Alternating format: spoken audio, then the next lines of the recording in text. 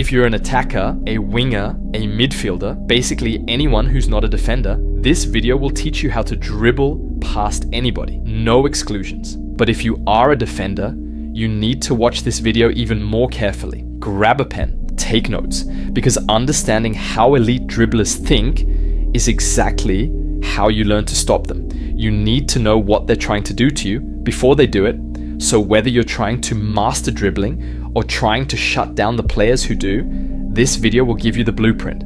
Let's get into it. First of all, we need to address the number one fundamental of football, ball carrying.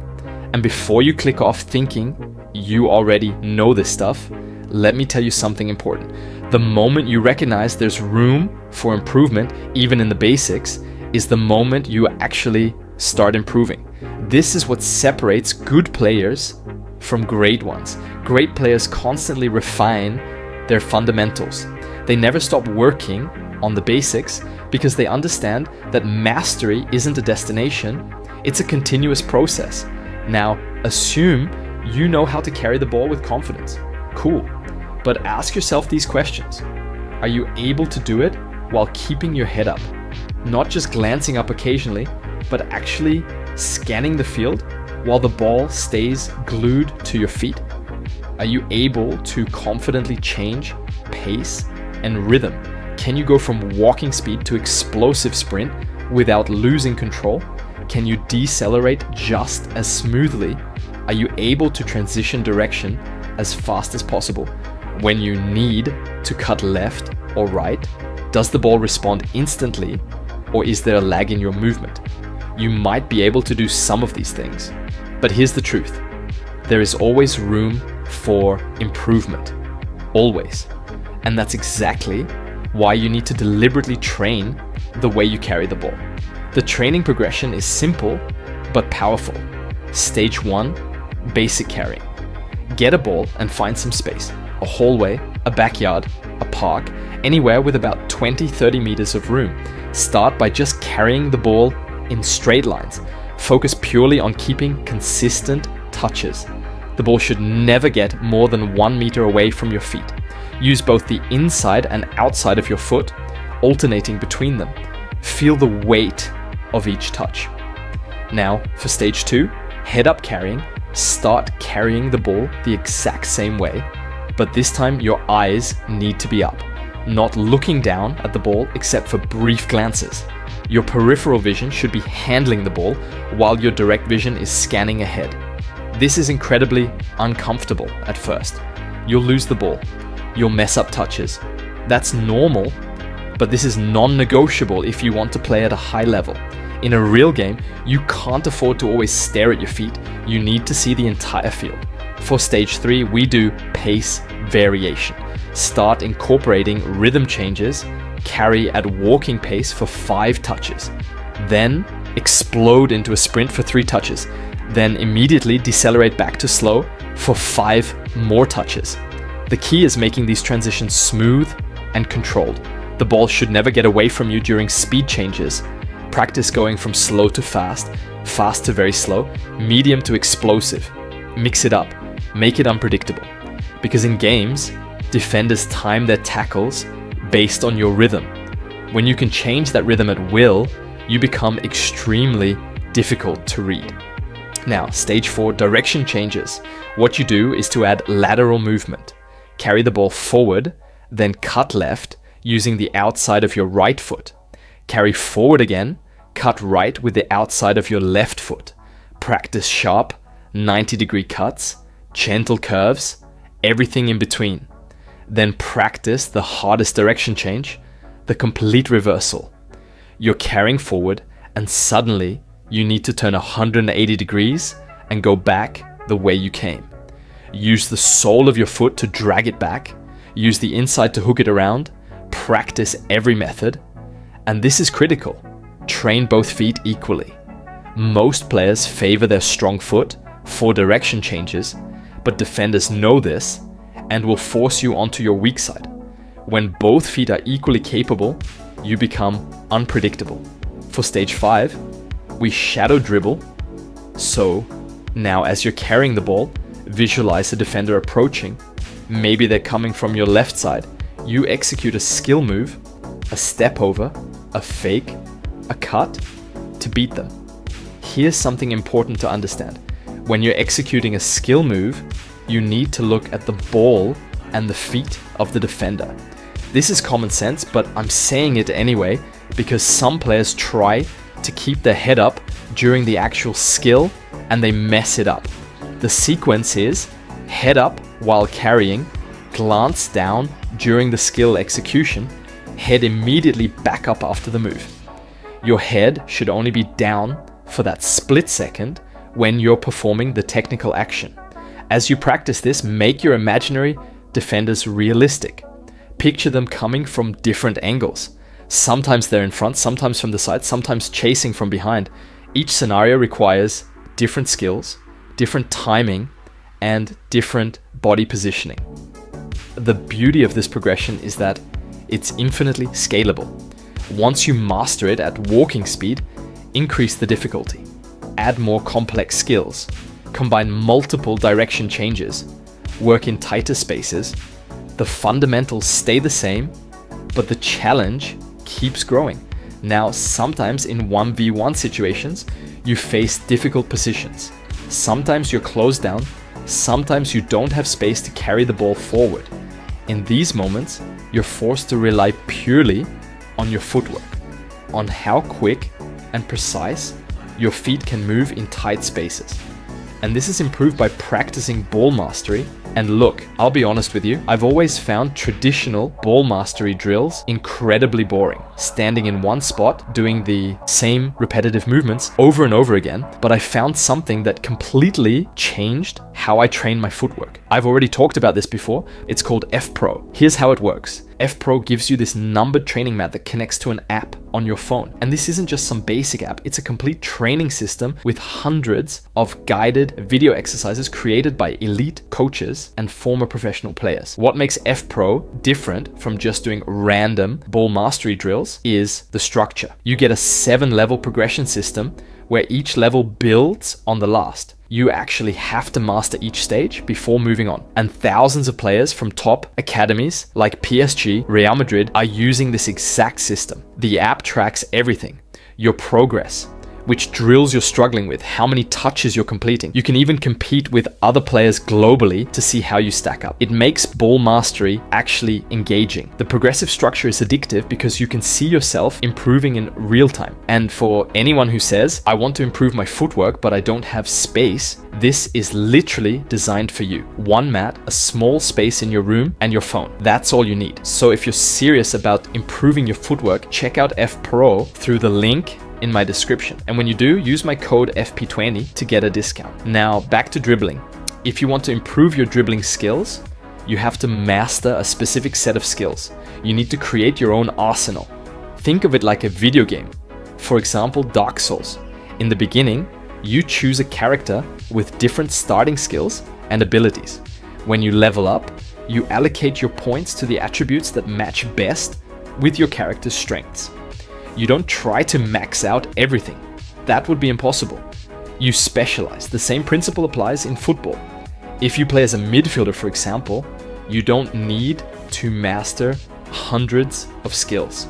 Actually, trying to learn all of them would be impossible, and you'd never reach true mastery or your full potential. As a midfielder, you need to understand what matches your position.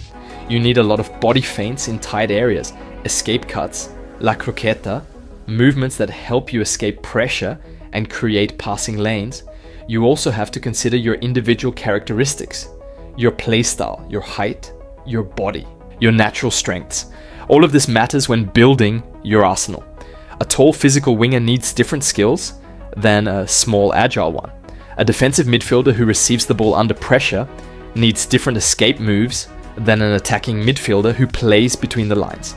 I'll explain later exactly how to understand which skills to master based on your specific characteristics. But first, let me introduce you to the universal skill, the one that every player in every position absolutely must master, the body feint.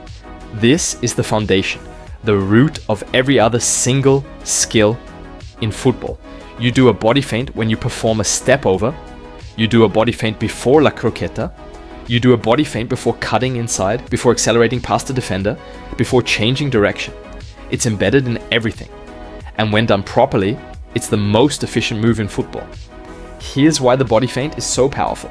Defenders don't just read the ball, they read your body first. Your shoulders, your hips, your head position. These tell them where you're going before the ball even moves. A great body feint makes them commit to defending a direction you never intended to go. This is how to master the body feint. Stage 1. Stand still with the ball. Drop your shoulder hard in one direction, shift your hips, lean your entire upper body. Then explode the opposite way. Feel the movement. Make it exaggerated. Your body needs to learn the full range of motion. Stage 2. Now add forward movement, but keep it slow. Take 3 steps, drop the shoulder, cut the opposite direction. The key here is control. You're programming the pattern into your muscle memory. Stage 3. Same movement, but now you're going faster. The body feint needs to stay sharp even as your pace increases. Stage 4. Practice the body feint while imagining defenders coming at you from different angles. Visualize them committing to your fake.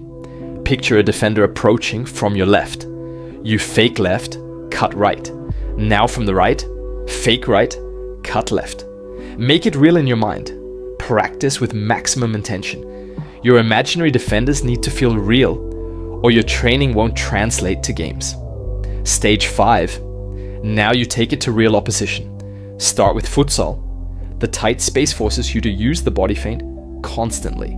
Then small-sided games, 3v3, 4v4, where you're under pressure but still have some time to execute. And finally, you bring it to 11v11. The space is bigger, but the principles are the same. The difference is now you've done it so many times that it's automatic. Master the body feint and you've unlocked the foundation for every other skill you'll ever learn. Because every advanced move in football is just a body feint combined with specific footwork. Now, as I said before, there's a unique way to understand what skills match you based on your characteristics, your position, your body type, everything. It's not something I can actually teach you directly. You have to figure it out through flow state. Let me explain what flow state is and why it's the key to discovering your natural skill set. Flow state is that moment in which time feels different. Your movements feel effortless. You're not thinking about what to do. You're just doing it. Your instincts are running the show. And somehow, you're playing at a level that surprises even yourself. You don't realize it during the moment. This is your brain operating at its peak. This is where your true abilities reveal themselves. To trigger flow state, you need 2 things: challenge and skill level, and more importantly, you need the right gap between them, what psychologists call the zone. Here's how it works. If the challenge is too easy compared to your skill level, you get bored. You're not engaged enough for flow to happen. If the challenge is way too hard compared to your skill level, you get anxious and frustrated. You're overwhelmed. You're in survival mode, not flow mode. But when the challenge is slightly above your current skill level, that's the zone. That's why you can't hit flow when training alone, because the challenge is actually lower than what you face in real matches. The same thing happens when you play against very weak opposition. If you're dominating easily, your brain stays in cruise control. You need a real challenge. Ideally, you need opponents who are at your level or slightly better. You need situations where you have to dig deep, where your standard approach might not be enough. Sometimes flow actually happens when the challenge is even harder than your current skills. When you're forced to find solutions you didn't know you had. When you enter flow, your body feels like it's moving on its own. You're not telling your feet what to do, they just know. A defender approaches, and before you consciously think, I should fake left, your body's already doing it. This is you performing at your best. This is you accessing abilities you didn't know you had.